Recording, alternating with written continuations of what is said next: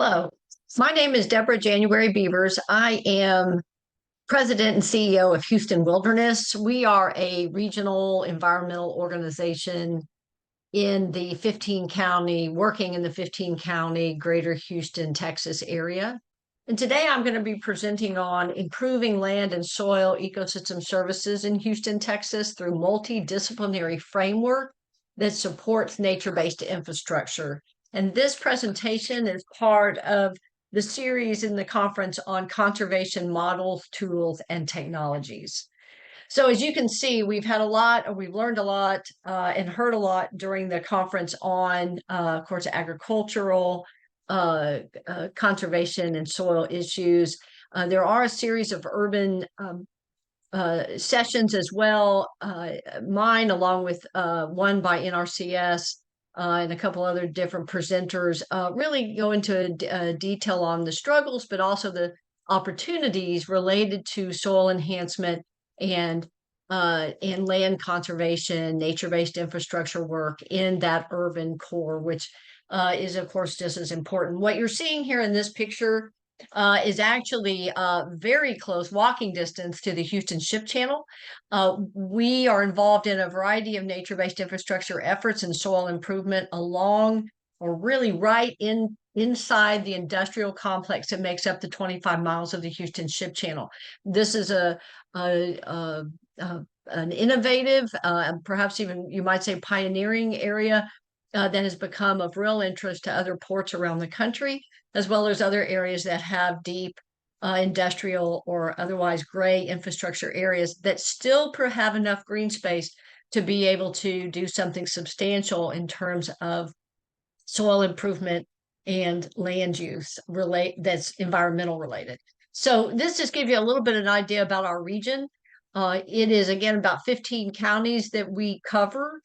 There are 10 distinct ecoregions in those 15 counties, and that's clear here on the slide. But what I want to point out particularly on this slide is if you'll notice toward the middle, there are a variety of waterways that run like fingers through our region. Those are bayous, creeks, and they're flanked by 3 different rivers that end up in either Galveston Bay or directly into the Gulf of Mexico. So we have a lot of water. That means that we are prone to flooding.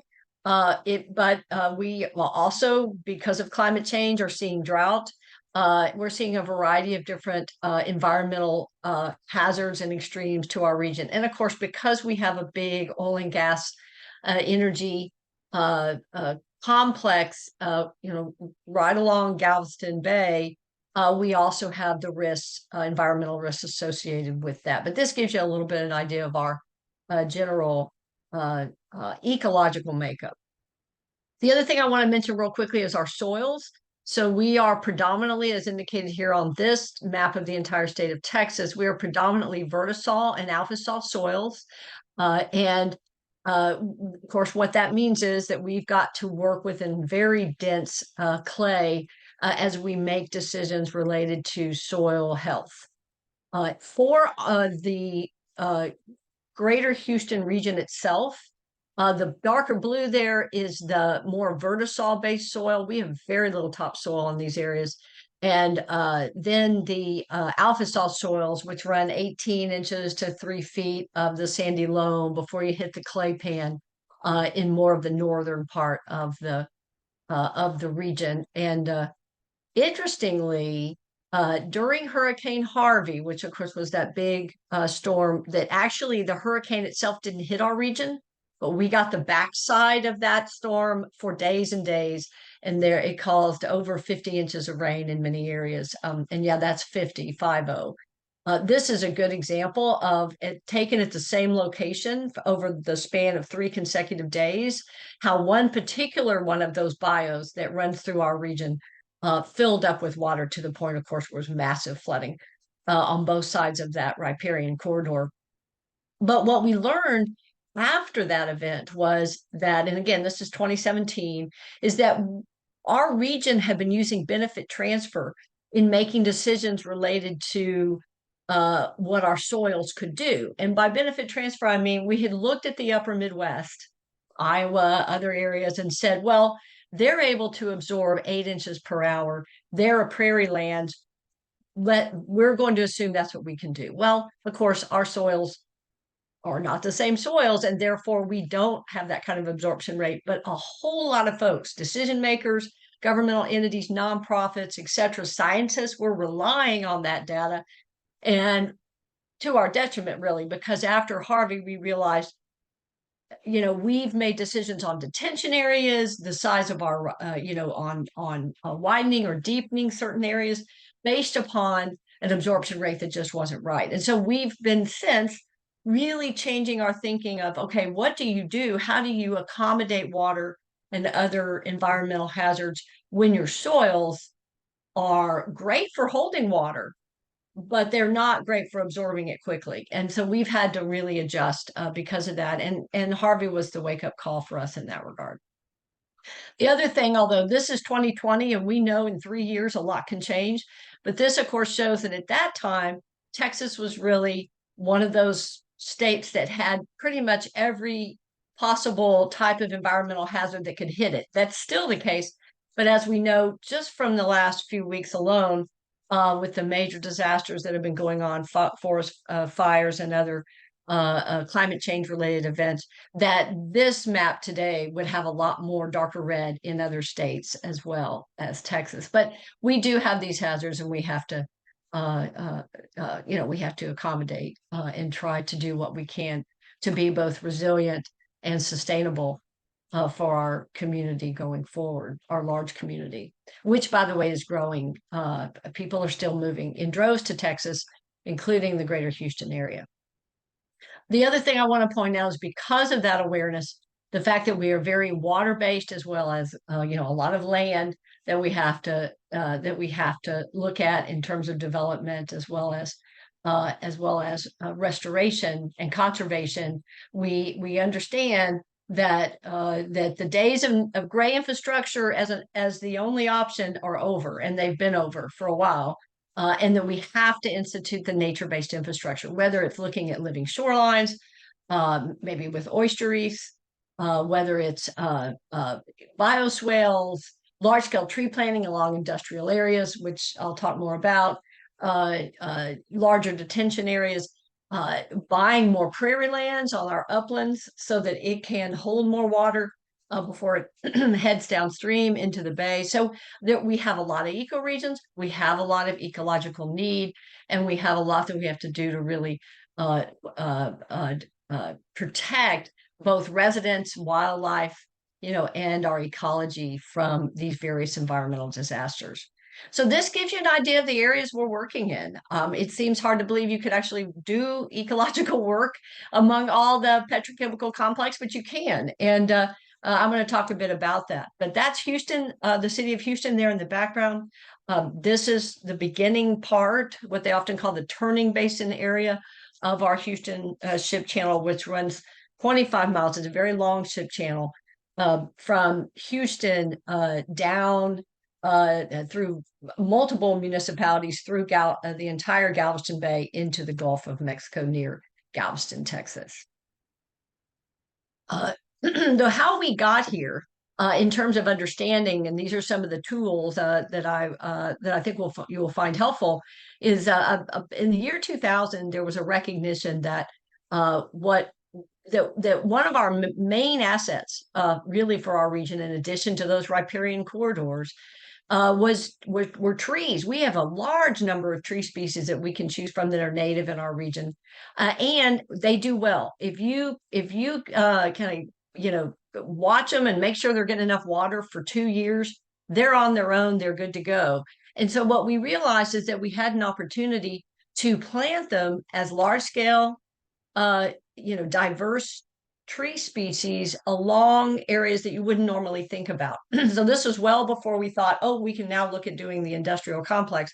We did them in large numbers along the Houston along our Houston freeways and the outskirts of that area. The Texas Department of Transportation, Houston District, led that effort. They had a very forward-thinking director who said, we're going to go to Congress and see if we can get funds to directed directly to the Houston region.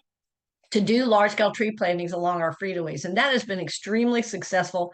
And one of the things that was learned early on was that you need to spend $2 on soil for every dollar tree. So that's what they do. They believe strongly in the soil food web, and they really prep those soils because those are harsh soils, right? That's areas that are basically the leftover infill after freeways are built, and so it's not necessarily good soil. And so they go in, they work on getting that soil in good shape, then they put those trees in, and it has really significantly beautified Houston, as well as provided those ecosystem services that otherwise would have just been invasive grasses or non-native grasses, St. Augustine, Bermuda, along our freeways, because that's what we've done for decades until we realized, wait a minute, here's this opportunity for large scale tree planting. So that's now well into its 23rd year and going very well.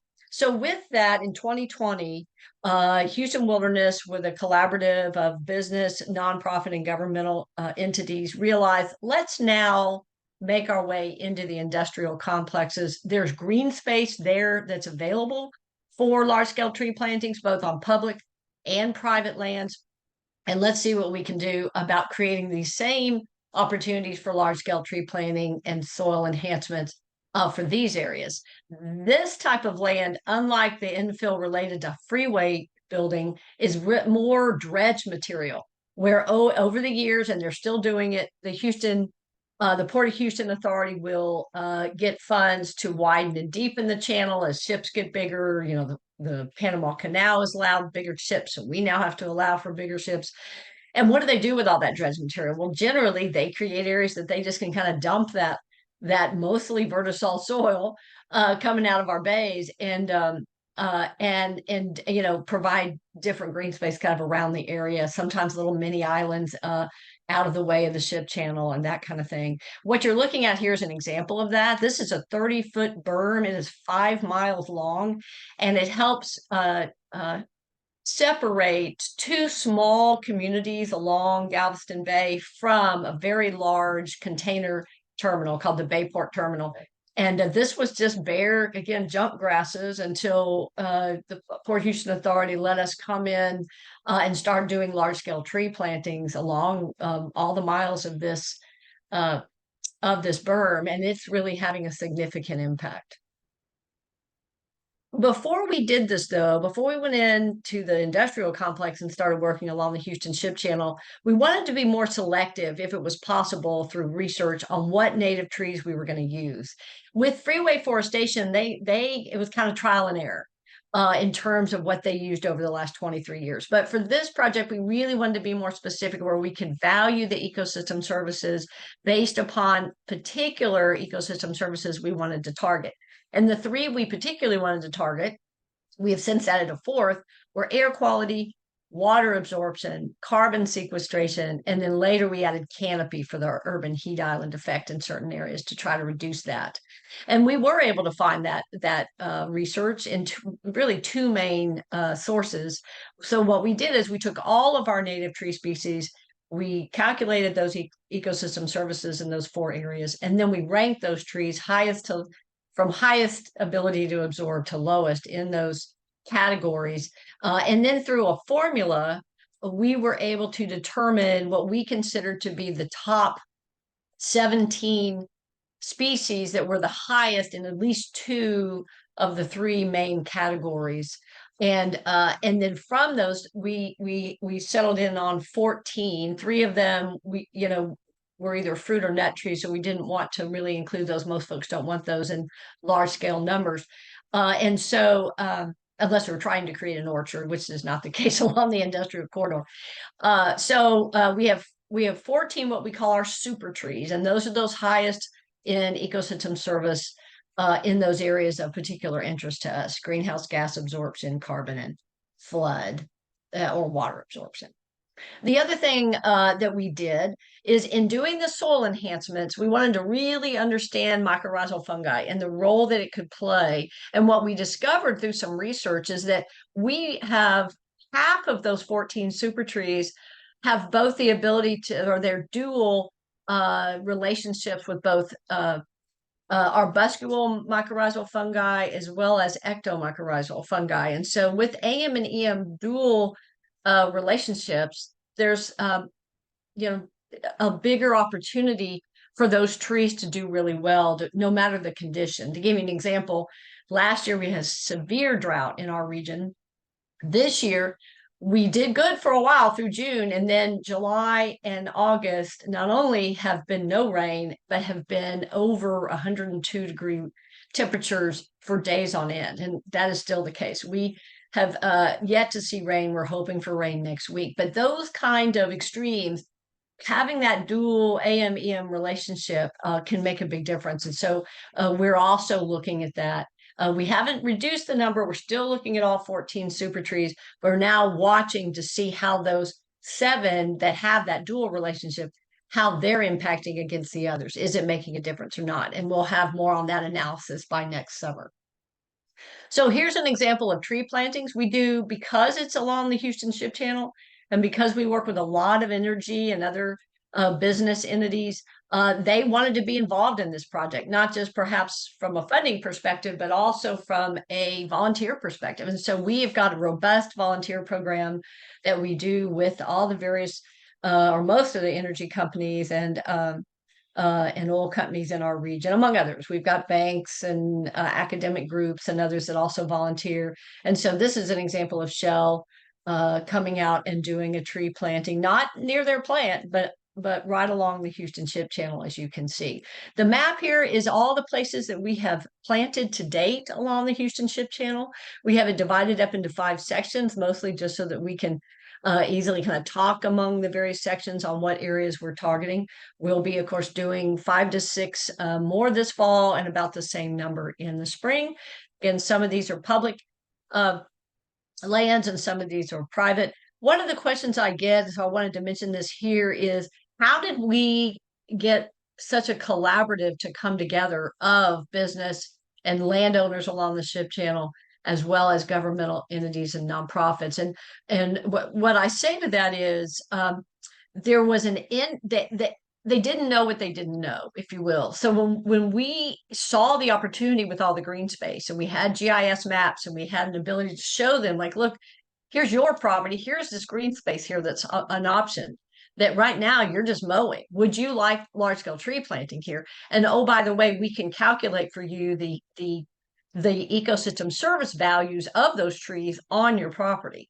That was significant to them because then they were like, oh, wait, I didn't realize that was an opportunity that we could do that. And then the other thing is we said we would like to be able to put these trees on your land, but we're not asking you for a dime. We've got the funding sources from other places. If you want to contribute, great, but you don't have to, other than, use of your land to put these large scale tree plantings. And then, of course, maintaining those over time, which for these companies is fine. We're having to maintain the land anyway. So instead of mowing, they simply, do other things. Maybe it's some weed eating, maybe it's some selective mowing, maybe it's no mowing at all, letting the grasses around those trees just grow up around them, which is fine. That often actually protects the trees in some ways from the that harshness of the heat that we've been experiencing, and sometimes the drought or the lack of rain. And then the other thing is they're finding, once that these trees are put in, is that their employees are thrilled. These are harsh conditions to work in, and to have something so pleasant to be able to go out and see and eventually be able to walk under and have canopied shade, and they can put picnic benches or whatever in there, has become a real eye-opening, like, wow, okay, we didn't realize that could happen. So that's been real beneficial.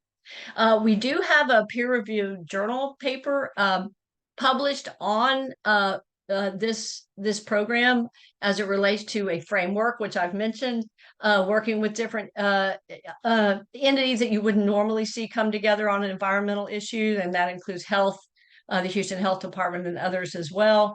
And then also talking about how the formula we use in the process to research and rank the native trees.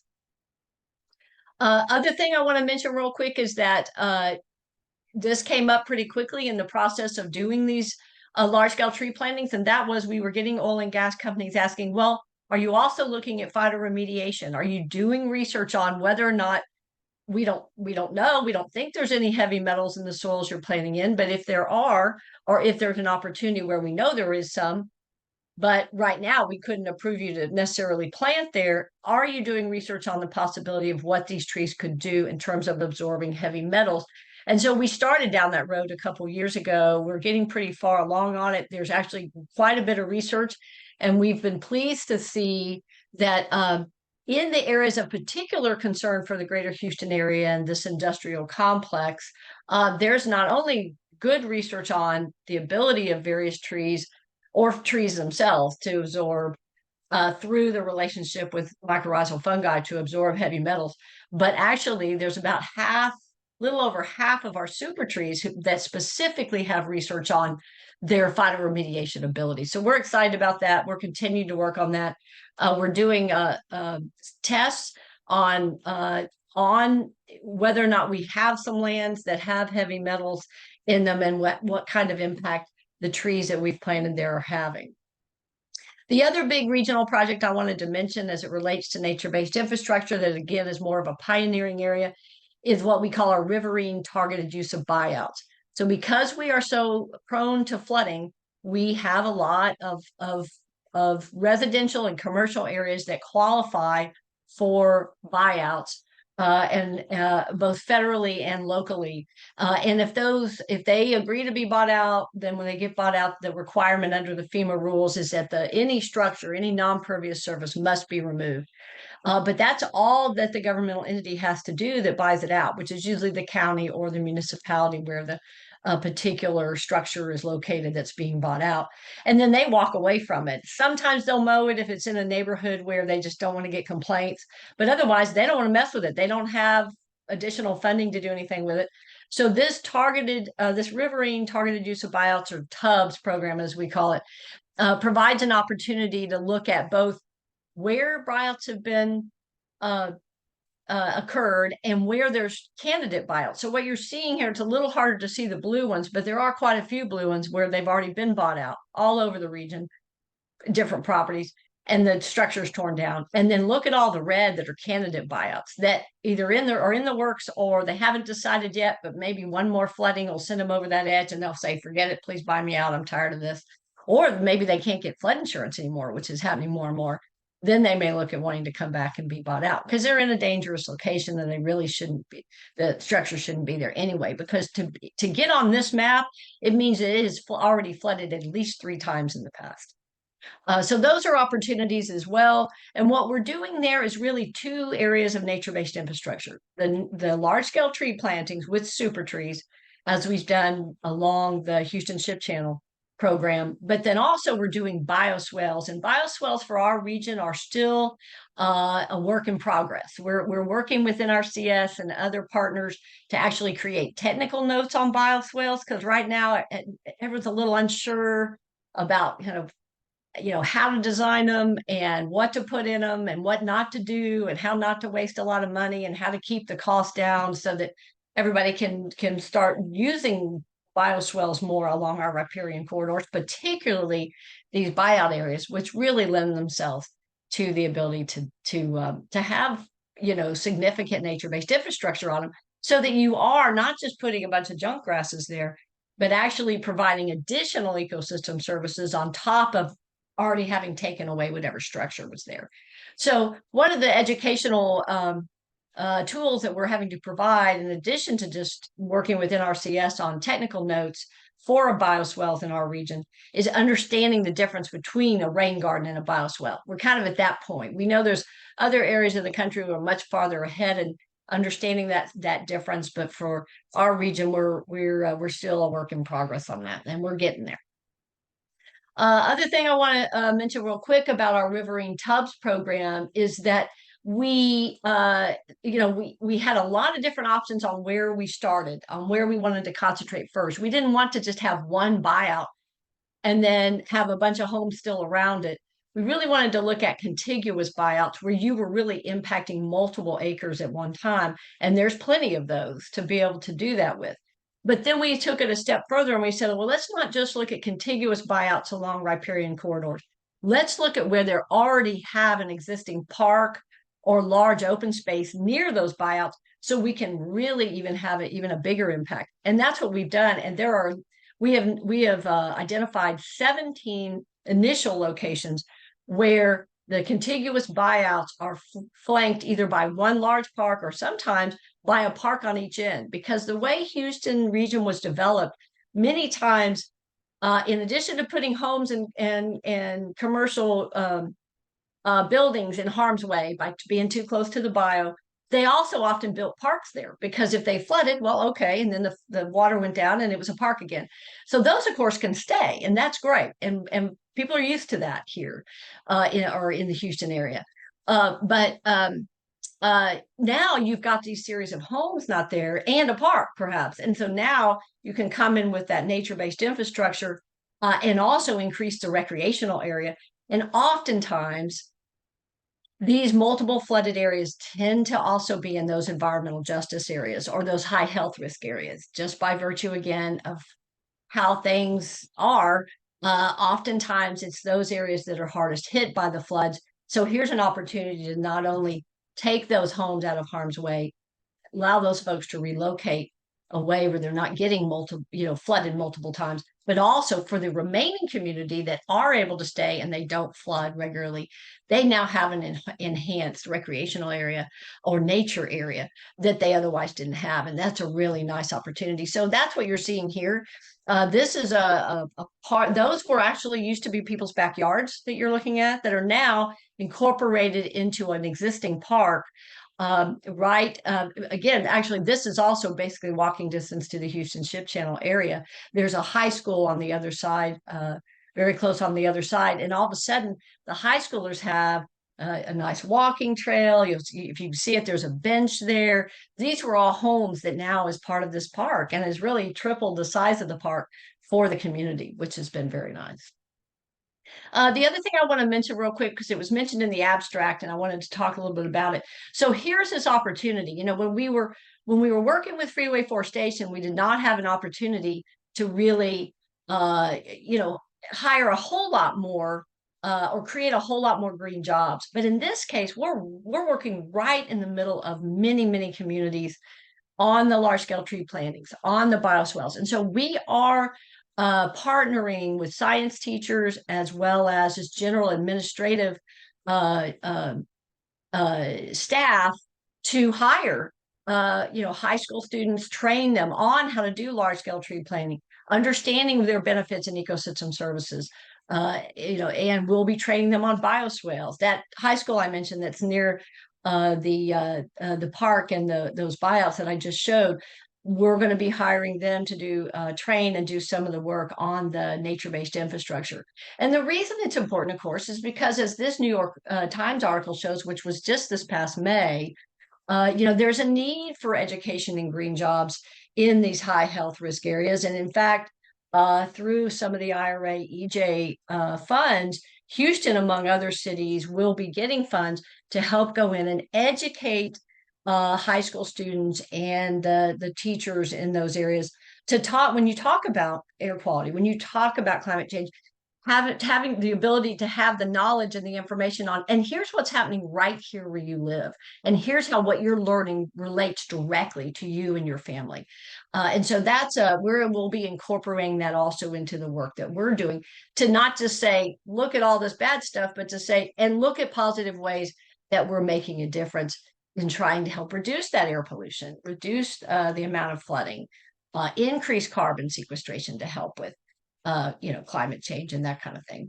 Here's just shows you on the map that Pasadena area I was mentioning, where those buyouts are, is in that black circled area, and then Pasadena High School is literally just right there. It's in its backyard. And the other interesting thing, real quick, and then I'll wrap it up, is that in addition to the education on what in the community is a health hazard, and what are ways that we can create nature-based infrastructure to help reduce or provide some sustainability and some mitigation to these areas, And oh, and by the way, and here's some jobs if you want to learn how to actually come in and have an impact in helping to put in these nature-based infrastructure, but also to actually learn how to monitor, how to know how bad or good the air quality is in your area. Those are some things that Houston Health Department is doing. We'll be helping to coordinate some of that since we're already in these areas doing this nature-based infrastructure work. So thank you very much. I appreciated the opportunity to get to present to this fabulous conference. These are the folks I'd like to thank who have been our longtime partners on this effort. Hope everybody has a great day.